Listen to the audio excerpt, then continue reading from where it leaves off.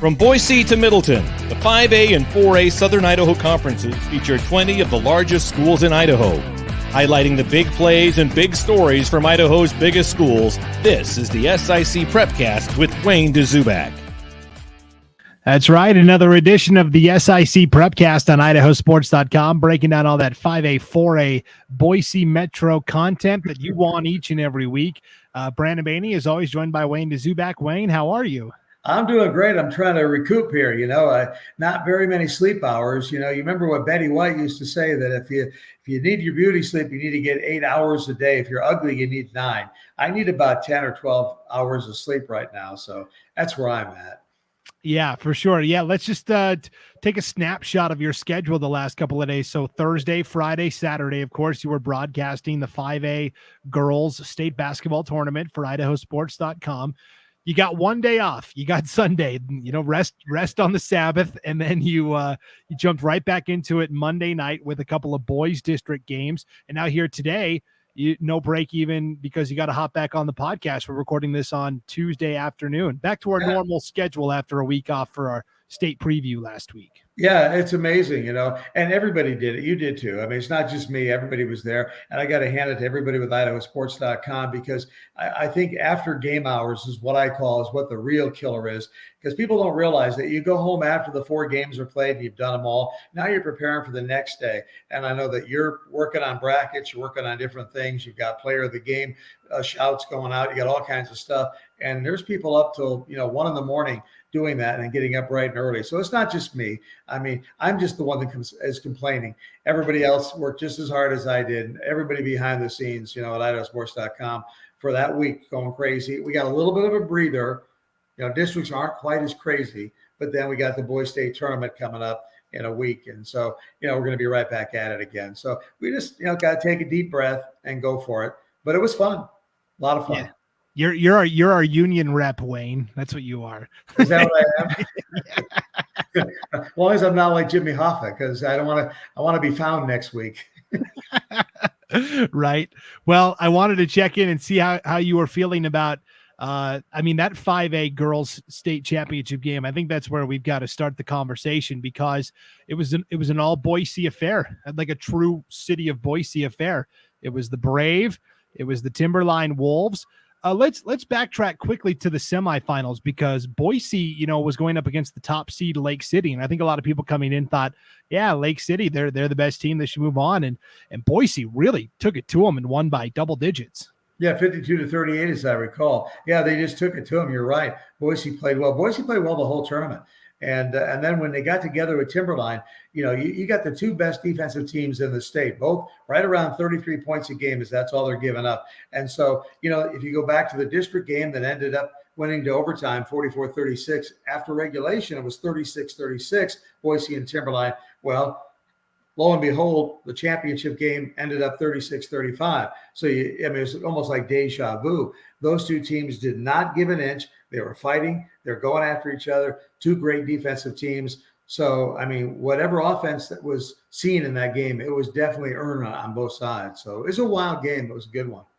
Yeah, it was a back and forth affair in the fourth quarter. It seemed like the 2 sides were kind of trading leads. Ashley Banks scored on that putback down low that put Boise in front, 33-31, and then they hit a couple free throws, and that's where I thought, okay, Boise hit a couple free throws. They're finally up 2 scores. It was 35-31, and I thought there's not much time left. There's about a minute and change, and, good effort by Timberline, but it looks like Boise, just like a districts, is going to make enough plays down the stretch. And then things got bonkers, Wayne. Yeah, they went crazy. Sophia Glancy came up there, and to her credit, she was the MVP of the tournament for me. And she came up, she knocked down 2 free throws. The thing of it is, Boise did not have a timeout left. They were all on a timeout, so they couldn't call a timeout with just under 20 seconds to play. So after she made those free throws, they had to bring it inbounds. And, of course, they faced that full court press. A lot of people have told me they thought that maybe Ella Nelson was fouled on that play, where basically she was knocked right into the Timberline bench, but there was no whistle, so you got to play through it. Laura McCall picked up the ball, took it, and shot it. It was almost like she didn't even think about it, and that's what good athletes do. They don't think, they react. And she shot that ball, nothing but net, 3-pointer, all of a sudden, just like that, they had a 36-35 lead with 4.2 seconds to go. And it was ostensibly over because Boise had to bring the ball in all the way down the court. They got it into Ashley Banks, who turned, had nobody to throw it to, and ended up throwing to a Timberline player at the buzzer. So, yeah, it was a crazy game, whether it was a foul or not. I mean, I know that Ellen Nelson went flying into the Timberline bench. If you look at it time and time again, I think if I was a ref, I would have called a foul. A lot of people told me they thought so too. But you know what? Kudos to Kim Bridges over at Boise. She has said nothing. She's been nothing but gracious. It was a tough game. Timberline, a great team. Both teams. I think Timberline was that much better than Boise. I really do. I think the right team won as far as who had the most talent up and down the roster. All right. I have no dog in that fight, so don't get on my case. I just think that they had, Sophia Glancy had more talent surrounding her than Ashley Banks did down low. Not to say, but both teams are just loaded with talent. And hey, Boise's young. They got Avery Howell coming back. You've got a lot of people coming back that are just young kids. So they should be good next year if they can find a 6'5" player. You're right. That's the big caveat there for sure. Yeah. Timberline erased a 4-point deficit with, 20 seconds to play. You mentioned it. The steal by Lauren McCall and then the step back three. It kind of reminded me of, and maybe you'll remember this, Wayne, in the 90s when Reggie Miller was playing for the Indiana Pacers and they made that big comeback against the Knicks in Madison Square Garden. He made a play like that where he stole the inbounds pass and dribbled out to the 3-point line and made essentially the game-winning three. That's kind of what it reminded me of. Yeah, and that's what makes basketball exciting. Nobody expected that. It was just like a week ago when they had the district championship. Avery Howell made that steal off of Glancy. They were down by 3. She took it in. Glancy fouled her. She made the and one, and it tied up at 36 all. They went into overtime. Nobody expected, Avery Howell to go for the steal. They thought they were going to just get the inbounds pass, foul, send them to the free throw line, and try to win it that way. Yeah, McCall, I didn't expect her to pull up and take a step back three right at that time. She did. It went in. They won. So it's exciting. It's exciting. It's a gutsy play because you could dribble in for the layup and tie it, or the three is a higher degree of difficulty potentially. But it's stone cold shooter Lauren McCall. Well, again, I think McCall didn't really. She knew that there was little time left. I don't think she was looking at the clock. She was like, "I got the ball. I got to shoot it." And that's the best way to do it because really, there's no pressure on you. You're just taking a shot now. You're not thinking. You're going for it. You're not. You're not like at the free throw line with everybody quiet, and you got to make it to tie the game. It was just kind of like, hey, if I don't make this, nobody's going to be mad at me. If I make it, I'm a hero, and she was, or a heroine, and she was. Yeah, it was just a fun game. And like I said, I really thought Timberline's goose was cooked. Because they were down 4 late, and all the credit in the world to Andy Jones. He's done this a time or two, Wayne. He's won multiple state championships, but this is the first for Timberline since I think 2003, 2004, something like that. Yeah, 2003, I think it was. And you're right, but like I said, Timberline's been good all year long. They had win after win after win. They had an 11-game win streak to start the year, lost that game to Coeur d'Alene, who didn't make, the tournament, which, bothers me because I think they should have been in there over other teams that were, basically right around 500. Bottom line is then they went on another 11-0 run before they lost in the district championship game to Boise. They were a great team. They were a champion team, and they ended up winning the championship. And you know what? I tell you what, Boise Brave, what a great job they did. They hung right there with them all the way. So, yeah, go ahead, Wayne. I said good game, just a great game. Yeah, it was a great championship win for Timberline. And you mentioned it, Wayne. We kind of knew coming in this year that the teams at the top of the SIC were really talented, but there was not that depth that we had seen in years past. And I think the most perfect way to illustrate that is 4 teams from the SIC made it. 2 played for the championship. The other 2 went 2 and out, right? Rocky Mountain and Bora both went 2 and out and were done. Yeah, Rocky Mountain. They gave Lake City everything that Lake City could handle in the very first round, but they just didn't have enough, to get her done. Lake City won that game, but still, you're right. There was the haves, the have-nots, and there was a line right there, like a Mason-Dixon line. Boom, north against south. It was there. I really do think Bora had a chance to advance further, but Thunder Ridge, which was a really good 3 seed, got upset by Rigby in the first round, and then so Bora had to play Thunder Ridge in the loser out game, and they only lost 46-40. I think if Bora played Rigby, I think they probably win that game, and they're playing for the consolation. But yeah, I mean, Thunder Ridge had a gal named Aspen Caldwell who had probably one of the greatest unseen games when they won the consolation championship Saturday morning at Ridgeview. That was kind of an interesting game because Post Falls led that game by 11 at halftime, and she scored, and it's either 16 or 18. I didn't go back and check my notes, but Caldwell scored 16 points, let's just say, in the third period to erase the 11-point deficit all by herself. She ended up with 25 points on the game, but she had 3 at halftime. So she scored 23 in the second half, including those 16 in the third quarter, to wipe out that 11-point Post Falls lead at the halftime. So what a game. I mean, I couldn't believe it. It was just unbelievable. Aspen Caldwell was averaging 21 a game, and she almost did that in the third period. Wow. Yeah, it's pretty phenomenal. So the 5A competition was pretty good all the way around. The 4A bracket, coming in, it was a tough road for the SIC teams because Bishop Kelly came in as the number 8 seed because of the Max Preps rankings, and Middleton was only one spot better at number 7. And people have been asking, why did a district champion get the 7 seed? And other teams that finished second in their conference get ranked higher. And to be honest, Wayne, it's because the rest of the conference didn't do their part. Outside of the top 3, Bishop Kelly, Middleton, and Columbia, the other 5 teams all ended up ranked in basically the bottom 6 or 7 in terms of the entire state for 4A girls basketball. So the rest of the league being so non-competitive dragged down those 2 teams in terms of their Max Preps rankings. And once they were the 7 and 8, and they had to play Blackfoot and Burley right away, you knew it was going to be a tough road to hoe. Well, when I saw that Burley was set up against Middleton in the very first round, I sat there and said, well, these ratings are ridiculous. I mean, these rankings, I know where they came from. I don't agree with them. That's ridiculous. You got to do something about it. Now, Middleton played Burley in the championship game. I say this, I think Burley's still going to win it.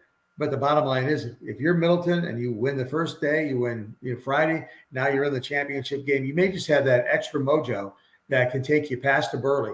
But Burley with Amari Whiting and what they had there, I think, obviously the best team won. But it was criminal in my estimation to have Burley and Middleton paired up in the first round. You had to have a better situation than that. Somehow we got to work that out. Well, if you look at margin of victory, Middleton gave Burley its toughest challenge. Burley only won that game by 11, 50-39. They beat Preston by 13, and then they just blew out Skyline in the championship by almost 15. So and Skyline, one of those teams, they just had the game of their life against Blackfoot. I mean, that was a game I couldn't believe we did that game. 50-48, I believe, was the final there. Well, I tell you what, if that's true, if I got that, I'm really impressed with myself because I'm trying to pick these things up out of my brain. And that's not a place anybody wants to go at this particular time. Right. So, but Skyline, just a great game. Yes, that was such a fun game and the upset of the tournament. Of all the tournaments, anything that went on at state, that was the biggest one for sure. So Middleton, after losing to Burley in the first round, defeated Sandpoint 50-45 to advance to the consolation final. And, Bishop Kelly, kind of the same boat, playing Blackfoot right away. We knew that was going to be tough, but they rebounded with a nice win over Mountain Home in their loser out game, 53-41. So then you have Middleton and BK meeting up in the consolation final, Wayne. And this was one of the sneaky best games of the tournament. It went to double overtime and Middleton finally escaped 62-57. Yeah, it's one of those games you play elsewhere on a Saturday, and people forget about it when they're thinking about all the championship games. It was like me. I was over at 10 o'clock in the morning at Ridgeview doing games over there. And, Lake City won their situation. And of course, so Middleton and BK going to double overtime, not a shocker. I mean, it's the familiarity, you're not concerned about it. You're going to go out there, you're going to fight. And those 2 teams are just going to go after each other every time they play. And so, it's just sad that you had to see it and on a stage that wasn't as, spotlighted as it could have been. Yeah, and for Middleton and for Bishop Kelly, they're thinking, boy, if we never play Middleton again, it won't be soon enough. Good riddance. Middleton, of course, moving up to 5A next year. And Middleton defeated Bishop Kelly twice in the regular season, then in the district championship. it by 4, and then it's State in double overtime by 5. BK's thinking, boy, we're going to be glad when they're gone next year. Yeah. Well, it's going to be interesting to see how Middleton can do on all levels at 5A, football, basketball, boys, girls. It's going to be interesting to see what they can do and how they can hassle up there because, again, we've seen it in the 5A. I think they're going to do okay with the lower halves. We've talked about the haves and have-nots. We had a little bit of that in football too. Not as much as basketball this year, but a little bit. And so it'll be interesting to see what they do. It's going to be a tough hoe for Middleton all the way across the board. But, hey, if anybody's up to the challenge, they've got some good kids out there. They got good athletes. They got good coaches. They can make it happen. Yep, for sure. All right, let's switch the conversation over to boys basketball then. District tournament action heating up, Wayne. You were at Meridian High School for a doubleheader last night for districts. And again, for those that are watching the video version of this on the IdahoSports.com Facebook page or YouTube channel, we got put in YouTube jail, Wayne. We're trying to figure that out. We got a notice that said some of our content had been flagged and they shut us down. So we're trying to sort that out with YouTube right now. So right now, video only on the IdahoSports.com Facebook page. So we're in YouTube jail, I guess. Wow. How do you get YouTube jail? What do you do? Yeah, you file a dispute or whatever, and I don't know. We'll see what they say. But wow, interesting. Well, I'll tell you what, last night, too bad because YouTube missed a good one because I'm telling you right now, we had that gym at Meridian was jam-packed. I mean, you had 4 schools there and you had more enthusiasm. It was high school basketball. I just love it. Like I said in a tweet today, like John Travolta said, to Olivia Newton-John, it's electric, it's just unbelievable what's going on. It was fantastic. And of course, Eagle beat Mountain View in the first game of the night, 47-36, followed by Owyhee and Meridian, 57-54. The first time that Owyhee played Meridian, they beat him 60-28, Brandon. And that was over at Owyhee. It didn't happen last night. And Meridian had a chance at the buzzer to hit a 3 to tie it up. Jack Payne led for Owyhee had 17 points. Liam Campbell had 13. Jackson Rasmussen, just a freshman, had 10. But boy, I tell you what, Owyhee looking pretty good as they improved to 20-3 on the year. Yeah, so let's pull up these brackets. So for those of you that are watching the video version of this podcast on the IdahoSports.com Facebook page, I'm gonna share my screen and you can see the bracket. If you're listening audio only at IdahoSports.com or wherever you download your podcasts, just follow along. You can still get all of the district brackets on the homepage at our website, IdahoSports.com. But here is that 5A bracket, and we were talking about the two semifinals last night, Wayne. Eagle over Mountain View, 47-36, and then Owyhee getting past Meridian, 57-54. What changed for Meridian? What was the biggest change that you saw? Because it was a team that you'd been kind of down on. They had a lot of players in and out of the lineup. What have they done now to get to this point where they almost knocked off one of the consensus favorites in this tournament? Like we've said all along, they're the defending 5A champs, so they got a lot of pride. They got Jeff Sainer as the head coach. Jeff Sainer, a great coach, no question about it. And they just try to find, their chemistry that they could. They kept mixing players around, trying to do everything. People forget they lost 8 players from a year ago, including Brody Roberry, who was the player of the year in the state of Idaho. And so they really lost a lot. So they had to come back, even as defending state champs, and figure out how to put all the pieces of the puzzle back together. Jeff's done a good job. I don't know why I tell you what, last night's game was less of a surprise to me that they played that well than it was a surprise that they lost 60-28. I did not see that coming. I did not expect that. But here's the thing, Owyhee's just one of those teams that if they get going on all 4 cylinders, well, let's make them a 6-cylinder, an 8-cylinder vehicle. Okay, forget 4 cylinders. They get going on all cylinders, they're unstoppable. They really got it going, and they're so young, it's scary. Jack Payne's the only senior. Yeah, it's and now we've got the district championship. That will be the 25th, which is Friday night. Yep. At Meridian again. Number 1 Eagle, number 2 Owyhee. The first time these teams played, Wayne, it was all the way back in December. You were there. How many overtimes? 4. Yeah, 4 of them. December 21st, it was a jam-packed gym. It was the 21st. I think nobody had anything to do. I think everybody had their Christmas shopping done. And so they were just out there watching the game. 4 overtimes. And that was the only time they played this year. And believe me, I think Hawaii wants this game more than Eagle does. I think Eagle's kind of going, oh, okay, we could go without the whole year. We meet you in state, but I don't know that we want to meet you in district, but it's going to be fun. Eagle plays as a team. Last night, they were led by Donovan Jones, who only had 11 points. I said only 11. But you say, how can your leading scorer score 11 and you win? Because they had 7 other players score. I had 8 players score. I've been saying all year, Eagles a team. Everybody gets involved. So they had 8 players in the scorebook last night, led by Donovan Jones. So that's what Eagles all about, and they're going to be tough. It's going to be on a neutral court at Meridian, but I think it's going to be a jam-packed gymnasium again. A lot of fun to watch.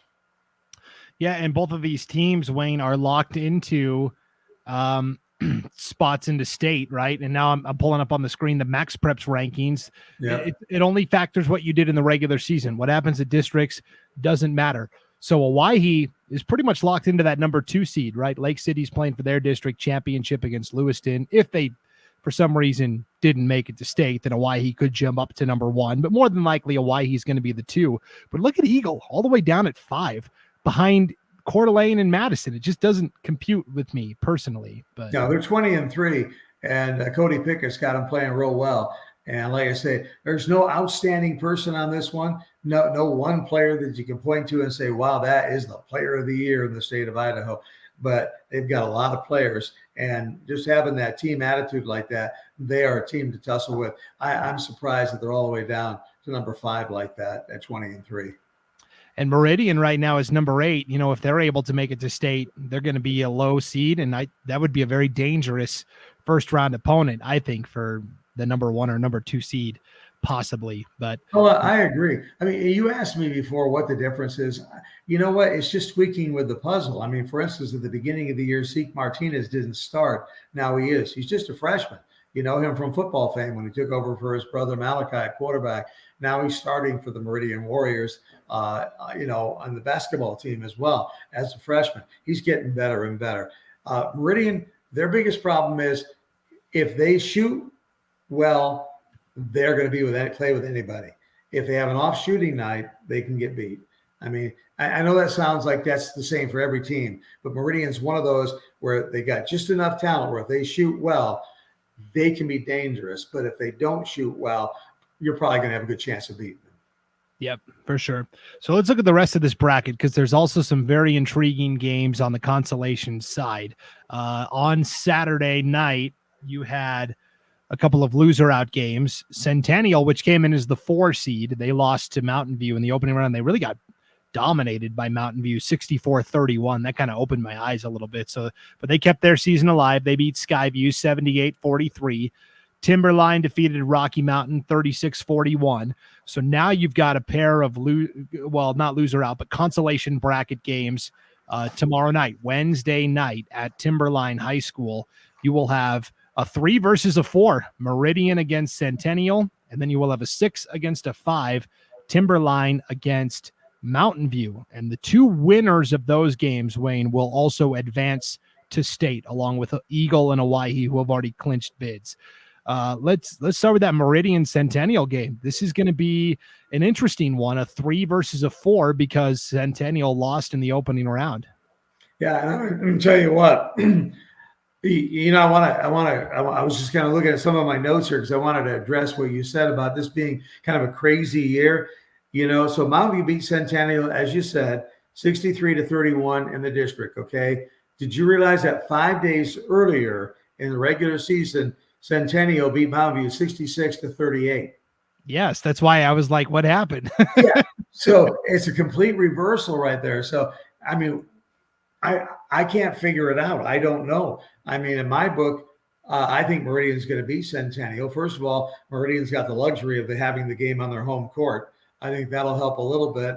And then you got Timberline against Mountain View. I don't know how that one's going. I talked to John Nettleton last night before the game, and I asked him, I said, guys, you've been up and down. What's the deal? He goes, well, sometimes we just haven't had players here. He said, but the truth of the matter is there was a stretch during the middle of the season where we just didn't play well together as a team.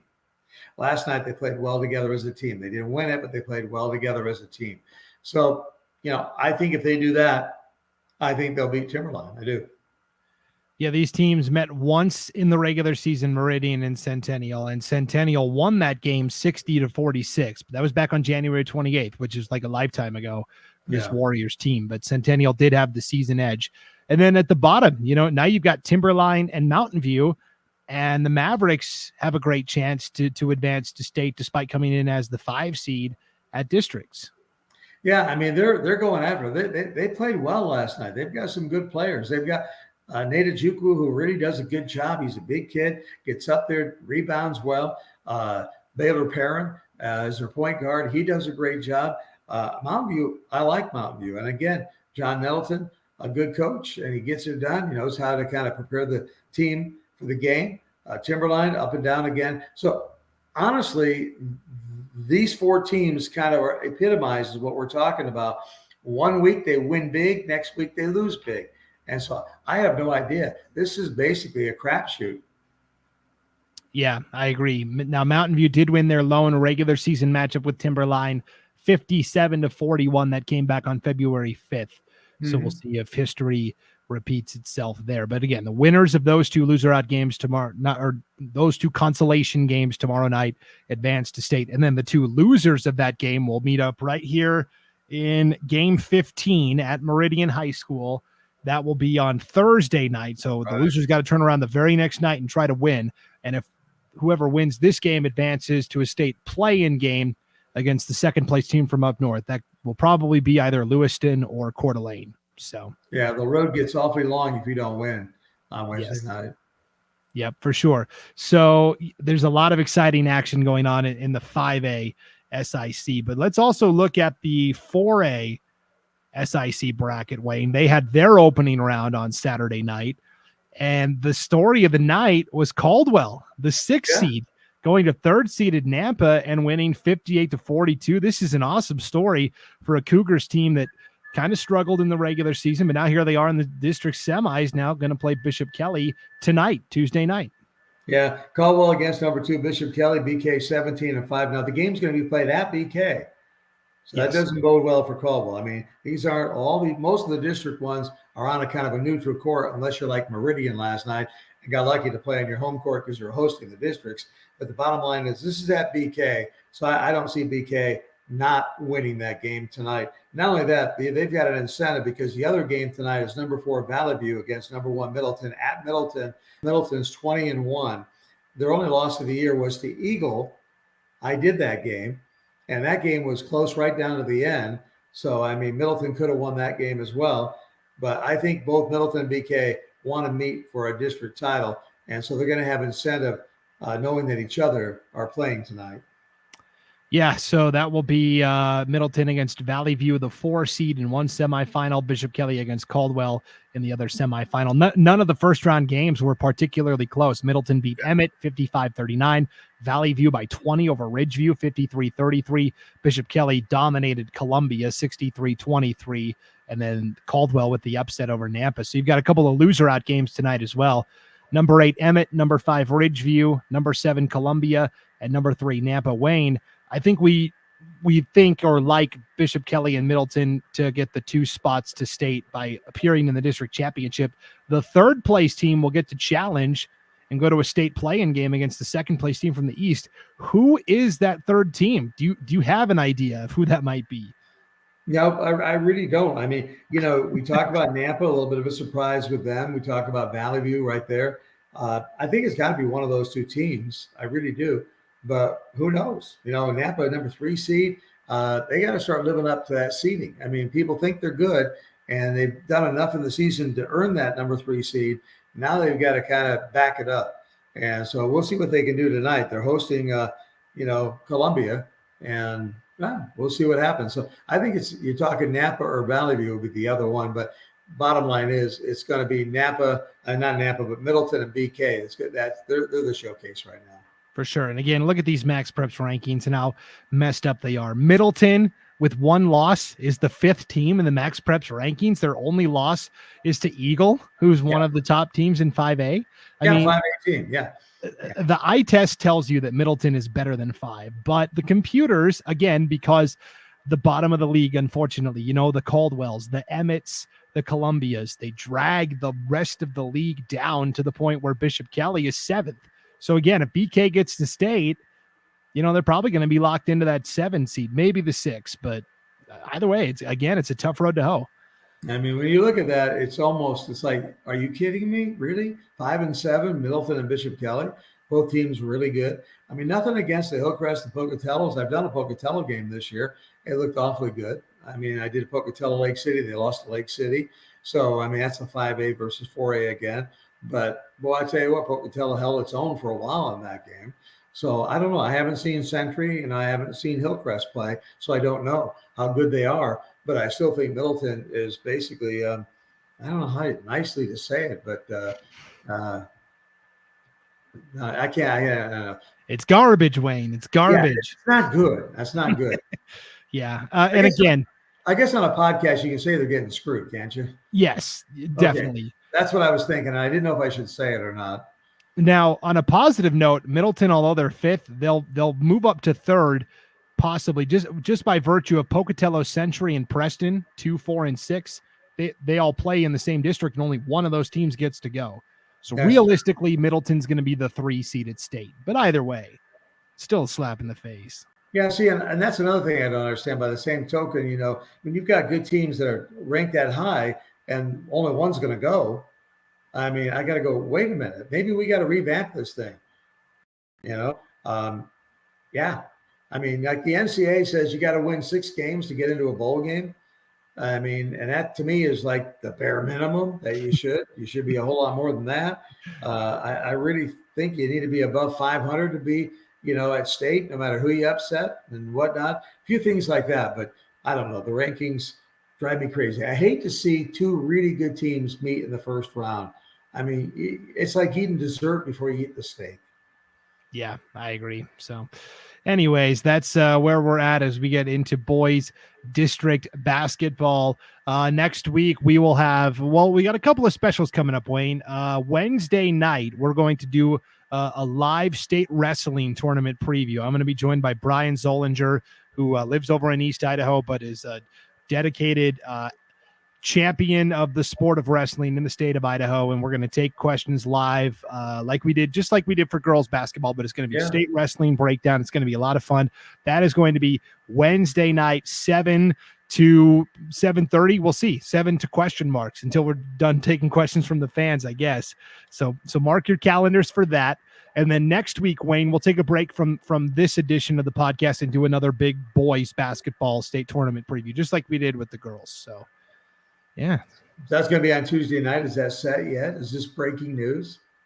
I think so. I think we're probably going to try and do it Tuesday night again, just like we did for the girls. So look at that breaking news right here. You're the first to know, Wayne. Yeah. Hey, I'm on a need to know basis, and usually I don't need to. Nobody tells me anything. So. Yeah, for sure.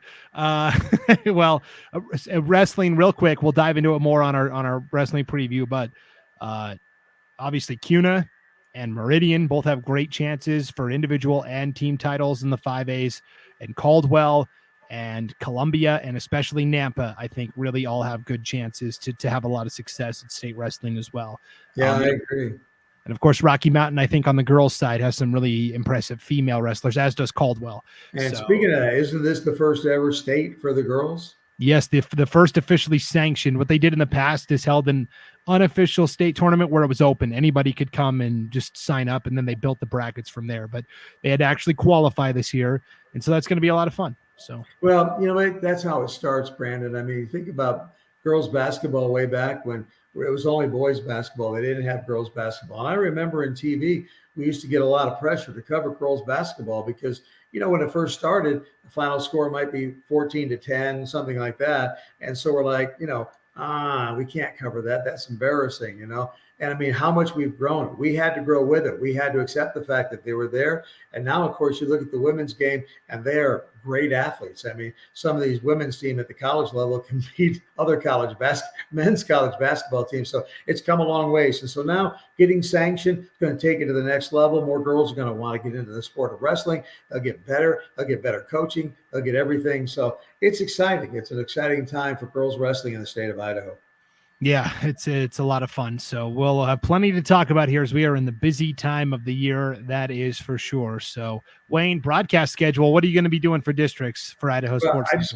Basically one more game for the districts. Friday night we got Eagle against Owyhee. I say just one more game, but that's like the Super Bowl of 5A over here. It's going to be fun. Everybody's been waiting ever since it was a 4 overtime game back on December 21st, and Jack Payne fouled out of that game in the fourth quarter, so he didn't play the 4 overtimes at all. And so I know he's going to try to make amends for that and get back in there. But Eagle and Owyhee Friday night, tip off at 7, and Clay Hatfield will join me. So if you have an opportunity, it's audio only, but you know what? Give a listen. It's exciting. We have a lot of fun on the broadcast, and looking forward to it. Yeah, it's going to be a lot of fun. So, all right, Wayne, we'll rest up and enjoy the game Friday night, and then we'll see you back here for our boys basketball preview special again next week. Sounds good. Now that I know about it, I'll show up. Yeah, for sure. All right. Well, thanks for everybody for tuning in to the SIC Prepcast. For Wayne Duzbak, I'm Brandon Baney. We'll see you next time on IdahoSports.com.